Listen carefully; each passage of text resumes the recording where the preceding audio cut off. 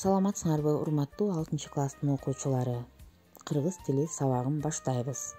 Бүгүнкү биздин силер менен өтө турчу темабыз кошмок сөздөр.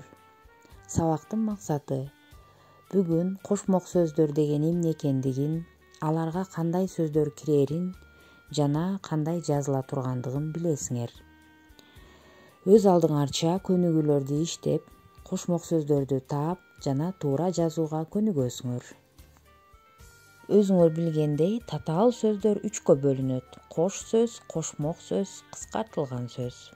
Биз демек бүгүн кошмок сөздөр менен таанышат экенбиз. Кошмок сөздөр 2 же андан ашык сөздөн туруп, бир гана аталышты, башкача айтканда бир гана түшүнүктү билдирет.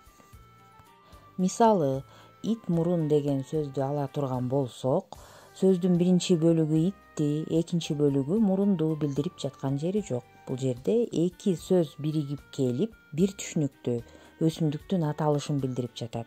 Ошол сыяктуу эле бака жалбырактагы баканы же экинчи бөлүгү жалбырак жөнүндө айтып жаткан жок. Бул жерде бака жалбырак 2 сөз биригип келип, бир өсүмдүктүн аталышын туюндуруп жатат. Чолпон ата дагы бул 2 сөздөн турду жана шаардын аталышын көрсөтүп жатат.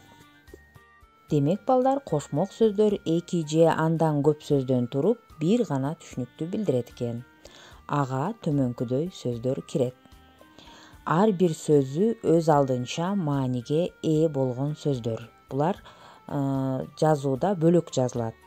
Мисалы, чек ара, боз үй, ата мекен, өнөр жай, бет май, аяк кап.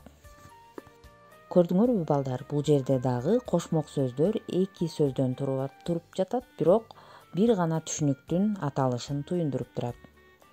Кошмок сөздөргө дагы мындан сырткары 2 же андан ашык сөздөн куралган адам аттары кирет. Мисалы үчүн, тоголок молдо, беш кемпир, жеңи жок, молдо кылыч жана башкалар.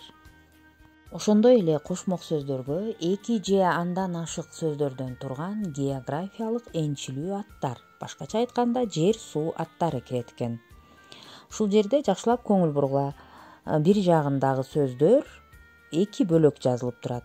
Ал эми бир тарабындагы сөздөр чогуу жазылып турат. Эмне үчүн? Экөө тең эле кошмок сөздөр. Себеби эгерде кошмок сөздүн 2 түгөйү тең, өз алдынча турганда мааниге ээ болсо, анда алар бөлөк жазылат экен. Мисалы, ысык көл, сары жаз, жети өгүз. Булар өз алдынча турганда ар бир түгөйү мааниге ээ. Ошол себептен 2 түгөйү тең баш тамга менен жазылып, ортосуна дефис белгиси келип жатат. Ал эми экинчи тарабында турган сөздөр көкөмерен, кара кужур, тору карт деген кошмок сөздөр чогуу жазылды. Себеби булардын түгөйлөрү бир түгөйү мааниге ээ эмес өз алдынча турганда. Мисалы, көкөмерен. Көкө деген да сөз жок, мерен деген дагы сөз жок. Ошол себептен чогуу жазылды. Кара кужур. Кара деген сөз бар, а бирок кужур деген сөз эч кандай мааниге ээ эмес.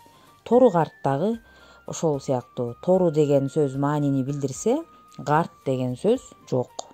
Демек балдар, 2 же андан ашык сөздөрдөн турган кошмок сөздөрдүн 2 түгөйү тең өз алдынча турганда маани берсе, анда 2 бөлөк жазылат экен. А эгерде түгөйлөрү мааниге ээ болбосо, анда андай кошмок сөздөр чогуу жазылат экен.